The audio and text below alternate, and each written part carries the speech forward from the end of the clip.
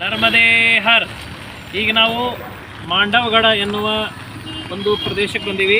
ಇದು ಏನಂತಂದ್ರೆ ಭೂಮಿಯಿಂದ 10 ಕಿಲೋಮೀಟರ್ ಮೇಲೆ ಅದ. ಇಲ್ಲಿ ಶ್ರೇಷ್ಠವಾಗಿರ್ತಕ್ಕಂಥ 2 ಘಟನೆಗಳು ಬರ್ತಾವ.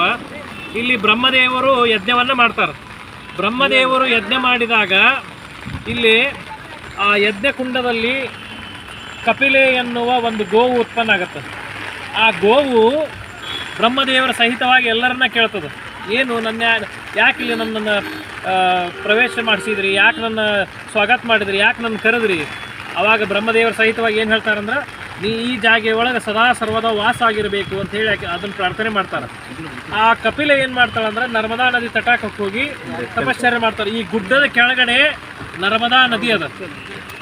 ಅಲ್ಲಿ ಹೋಗಿ ಆ ಗೋವು ತಪಸ್ಸು ಮಾಡ್ತದ. ಆ ಕಾರಣದಿಂದ ಇಲ್ಲಿ ಸಹಸ್ರಾವಧಿ ಗೋವುಗಳು ಇವತ್ತು ಇಲ್ಲಿ ಕಂಡಷ್ಟು ಗೋವುಗಳು ನಮ್ಗೆ ಎಲ್ಲಿಯೂ ಕಾಣೋದಿಲ್ಲ. ಅಷ್ಟು ಗೋವುಗಳು ಈ ಪ್ರದೇಶದೊಳಗದ.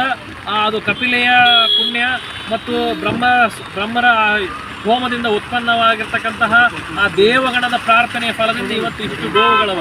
ಇನ್ನೊಂದು ವಿಶೇಷತೆ ಅಂತಂದ್ರೆ ಇಲ್ಲಿ ಜಾಂಬದೇವ ಅಂತ ಒಬ್ಬ ರಾಜ ಇದ್ದ.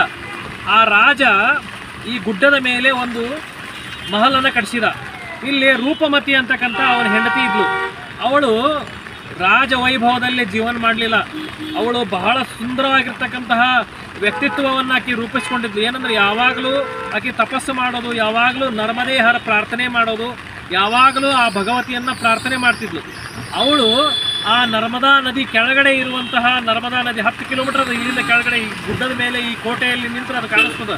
ಅವಳು ಹೆಂಗೆ ತನ್ನ ಮಹಲ್ ನಿರ್ಮಾಣ ಮಾಡಿದ್ಲಂದ್ರೆ, ಅಲ್ಲಿ ಒಂದು ಬಾಲ್ಕನಿ ಇತ್ತು. ಆ ಬಾಲ್ಕನಿ ಮೇಲೆ ನಿಂತು ಕೆಳಗಡೆ ನರ್ಮದಾ ನದಿ ತಟಾಕದಲ್ಲಿ ಒಂದು ಎತ್ತರವಾದ ದೀಪಸ್ತಂಭ ಇತ್ತು.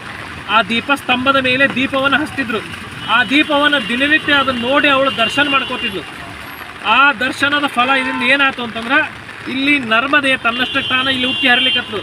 ಇದು ರೂಪಮತಿ ನಿರ್ಮಾಣ ಮಾಡಿರ್ತಕ್ಕಂತಹ ನರ್ಮದಾ ಕುಂಡ. ಇದು ಯಾವಾಗಲೂ ಈ ಗುಡ್ಡಗಾಡ ಪ್ರದೇಶದ ಮೇಲಿದೆ. ಇದು ಅತ್ಯಂತ ರಮಣೀಯವಾಗಿರ್ತಕ್ಕಂತಹ ಸ್ಥಳ ಅದ. ಮುಂದೆ ಏನಾಯ್ತಂದ್ರೆ ಮೊಹಮ್ಮದ್ ಗಜ್ನಿ ಇಲ್ಲಿ ಆಕ್ರಮಣ ಮಾಡಿ ಆ ಜಂಬದೇವನನ್ನು ಕೊಂದು ಹಾಕಿಬಿಡ್ತಾನೆ. ಆಮೇಲೆ ರೂಪಮತಿ ಏನು ಮಾಡ್ತಾಳೆ ಅಂತಂದ್ರೆ ಸಲ್ಲೇಖನ ವೃತದ ಮಾಡಿ ಆಕೆ ತನ್ನ ಪ್ರಾಣವನ್ನು ಬಿಡ್ತಾಳೆ. ಹೀಗಾಗಿ ಇದು ಅತ್ಯಂತ ಪವಿತ್ರವಾಗಿರ್ತಕ್ಕಂತಹ ಧರ್ಮವಂತವಾಗಿರ್ತಕ್ಕಂತಹ ಗುಡ್ಡ ಅದ. ಅದೇನು ನಿಮಗೆ ಕಾಣಿಸ್ಲಿಕ್ಕತ್ತದ ಅದೇ ರೂಪಮತಿ ಮಹಲ್. ಅದು ಅಲ್ಲೇ ನಿಂತು ರಾಣಿ ರೂಪಮತಿ ಏನು ಮಾಡ್ತಿದ್ಲು ಅಂತಂದ್ರೆ ನರ್ಮದೆಯನ್ನು ನೋಡ್ತಿದ್ಲು, ದೀಪವನ್ನು ನೋಡ್ತಿದ್ಲು. ಅಂತಹ ಸುಂದರವಾಗಿರ್ತಕ್ಕಂತಹ ರಮಣೀಯ ಸ್ಥಳ ಇವತ್ತು ನಾವು ಇಲ್ಲಿ ಬಂದೇವಿ. ಬಹಳ ಅಂದ್ರೆ ಅತ್ಯಂತ ಅದ್ಭುತವಾಗಿರ್ತಕ್ಕಂತಹ ದೃಶ್ಯದ ಈ ವಿಡಿಯೋ ಸಂಚೆ ನಾನು ಇನ್ನೊಂದು ವಿಡಿಯೋ ಹಾಕ್ತೀನಿ. ಇಲ್ಲಿ ಕೆಳಗೆ ನೀಲಕಂಠೇಶ್ವರ ಇದ್ದಾನೆ. ಅವನ ಮೇಲೆ ಸದಾ 24 ತಾಸು 12 ತಿಂಗಳು ನೀರು ಬೀಳ್ತದೆ.